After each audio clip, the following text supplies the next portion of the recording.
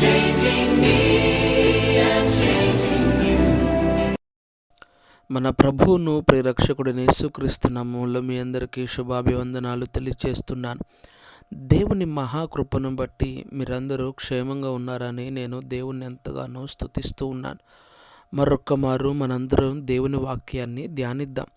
ఈరోజు దేవుని వాక్య ధ్యాన నిమిత్తమై జకర్యా గ్రంథము 13వ అధ్యాయము 9వ వచనంలో వాక్య భాగాన్ని ధ్యానిద్దాం.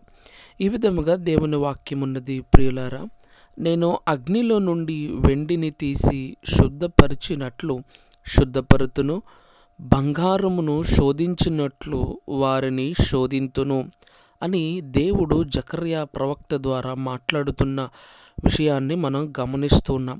మనకందరికీ తెలుసు కదండి, ప్రవక్తలు 2 రకాలుగా మనం అందరం కూడా గమనిస్తూ ఉంటాం. కొంతమంది పెద్ద ప్రవక్తలు, మరి కొంతమంది చిన్న ప్రవక్తలుగా గమనిస్తూ ఉంటాం. పెద్ద ప్రవక్తలు 4, చిన్న ప్రవక్తలు 12 మంది, వెరసి మొత్తం 16 మంది ప్రవక్తలను మనం గమనిస్తూ ఉన్నాం. జకర్యా ప్రవక్త ఈ విధంగా దేవుని వాక్యాన్ని ప్రకటిస్తూ ఉన్నాడు. నిజమే, కృప అనేది మనలను విలువైన బంగారంగా మారుస్తుంది. తరువాత శ్రమలనే అగ్ని కొలిమి ఆ బంగారాన్ని శుద్ధి చేసి మరింత విలువైనదిగా మారుస్తుంది. ఈ విధంగానే మన విశ్వాస జీవితం కూడా ప్రారంభం అవ్వాలి. శ్రమలు నాకు అక్కర్లేదు, అంతా హాయిగానే ఉండాలి అనుకుంటే మనం పొలంలోని రాళ్లలా నిష్ప్రయోజకులమైపోతాం. ఇది ఎలా ఉంటుందంటే, ఏశావు శ్రేష్టమైన నిబంధన భాగాన్ని విడిచిపెట్టి పనికిరాని తిండి కోసం ఆశపడినట్లు ఉంటుంది. ప్రభువా, నీ సన్నిధి నుండి త్రోసివేయబడడం కంటే అగ్ని కొలిమిలోనికి వెళ్ళడానికే మేము సంతోషంగా ఇష్టపడతాం.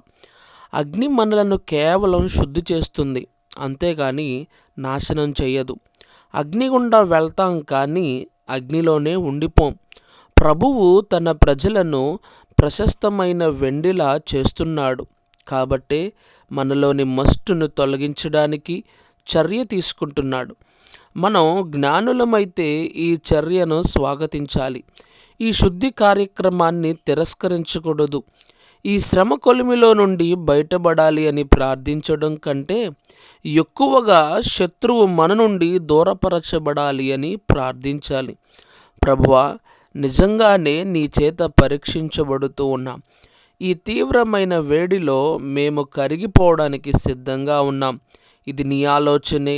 నీ ఆలోచన ఎప్పటికీ మంచిదే. ఈ పరీక్షలో నిలబడేటట్లు చెయ్యి. మాలో నువ్వు తలపెట్టిన శుద్ధి కార్యక్రమాన్ని పూర్తి చెయ్యి.